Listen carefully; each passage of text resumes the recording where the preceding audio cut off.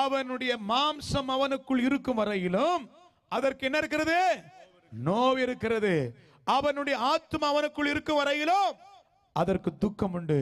இந்த நோவையும் துக்கத்தையும் மறுபடியும் இரண்டாம் ஆதாமாய் இருக்கிற இயேசு அந்த நோவையும் துக்கத்தையும் எடுத்துக்கொண்டு அவருடைய சுகத்தையும் அவருடைய சமாதானத்தையும் அவருடைய சந்தோஷத்தையும் நமக்கு கொடுத்துட்டார். ஐயா, அக்கிரமங்கள் எல்லாம் மன்னித்து நம்முடைய நோய்கள் எல்லாம் குணமாக்கி நம்முடைய பிராணனை அழிவிலிருந்து மீட்டு கிருபையினாலும் இரக்கங்களினாலும் முடிசூட்டினாரே.